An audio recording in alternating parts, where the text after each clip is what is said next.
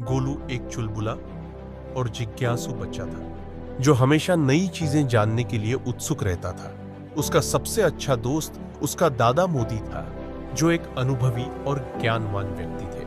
दादा मोदी ने अपनी जिंदगी में बहुत से अनुभव किए थे और गोलू को हमेशा प्रेरित करते थे। एक दिन गोलू ने दादा मोदी से पूछा, "पर दादा, ज्ञान क्या होता है?" पर दादा मोदी मुस्कुराए और बोले, "बेटा, ज्ञान वो है जो हमें समझ और सोचने की शक्ति देता है।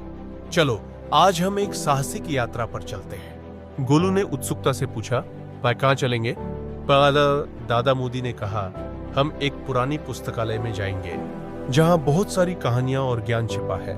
पर वे दोनों पुस्तकालय पहुंचे, जो एक विशाल और रहस्यमय जगह थी। वहां किताबों की अलमारियों में अनगिनत कहानियां भरी हुई थी। दादा मोदी ने एक पुरानी किताब उठाई और कहा, "यहाँ से हम सीख सकते हैं कि कैसे महान लोग अपने ज्ञान का उपयोग करते हैं।" आन गोलू ने किताब के पन्ने पलटे और एक कहानी पढ़ी जिसमें एक छोटे गांव के लड़के ने अपने ज्ञान से एक संकट को हल किया। दादा मोदी ने समझाया, "देखो बेटा, ज्ञान केवल किताबों में नहीं होता, बल्कि इसे जीवन में भी लागू करना चाहिए।" गोलू ने ध्यान से सुना और पूछा, "सर और दादा, क्या मैं भी ऐसा कर सकता हूँ?"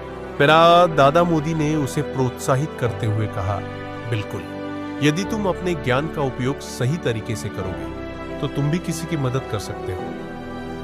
उस दिन के बाद गोलू ने अपने दादा से और भी कहानियां सुनी और अपने ज्ञान को बढ़ाने के लिए नई नई चीजें सीखने की कोशिश की। उन्होंने मिलकर कई समस्याओं का समाधान किया और गोलू ने सीखा कि ज्ञान केवल जानने तक सीमित नहीं है, बल्कि उसे अपने जीवन में उतारना भी जरूरी है। गोलू और दादा मोदी की ये यात्रा न केवल ज्ञान की थी, बल्कि एक गहरी दोस्ती और समझ की भी थी।